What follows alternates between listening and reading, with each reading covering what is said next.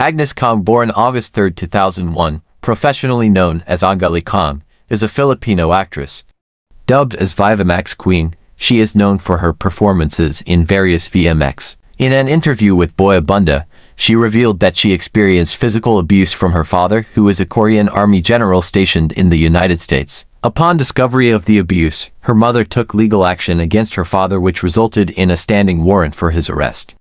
Despite this, Kong expressed willingness to forgive her father. Nga pala. Kay Sir Agulto yun, Doc. Yun. Meron ka nun? Ikaw nagturo sa akin, di ba? Aminin mo nga, Lauro. Nasarapan ka. Kung gusto mo ng relasyon na kalibugan lang, gagawin ko. Papayag ako. Pero hindi naman pwede na ikaw lang nasasarapan. Hindi naman pwede na ikaw lang nakakapagraos sa ating dalawa. At hindi pwede na kapag kailangan mo, saka lang tayo Kalimutan ko abot. Ano bang gusto mong palabasin, ha? Depende. Kung ano kayang ganda. Meron ako. I'll send the 2 million to your bank account. Hindi sabi ng aking ama ay pagmamayari mo na raw ako. Ganun ba ang turing mo sa akin? Sa tuwing nagbabago ang iyong anyo dahil sa Eto, maganda ba? Kasi eto yung mga layouts niya, tapos dito mapupunta yung mga pictures mo. Pero placeholder pa lang yan. 2 times!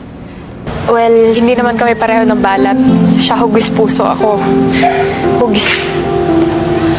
hugis edits. Naghahanap ng asawa. Ano mo? At hindi ko kayang tanggapin sa lahat ng pagtitiis ko. Sa dulo, mawawala din ako sa buhay niya. Sa atin. Kahit ilang mundo kakating ko, kausap ka lang. Ang dami siyang government deals, puro under the table.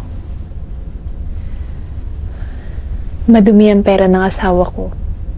May gusto ka sa akin, no? Tara, pasok. Ako muna nag-handle ng business. Oo, kaya pala. Dahil dyan, magwalwal tayo! Cheers! Cheers! Tara!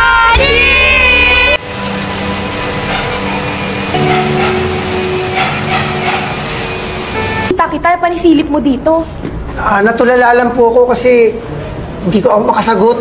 Oh, sus! Palusot ka pa eh! Anong sinasabi mo na concentrate? Nag-iisip, ang sabihin mo, Ang ibig ko pong sabihin, yes, it would be an honor to be the face of people. Tinulungan ako ni Elias para mabawi yung panty ko na... Sobra naman ito.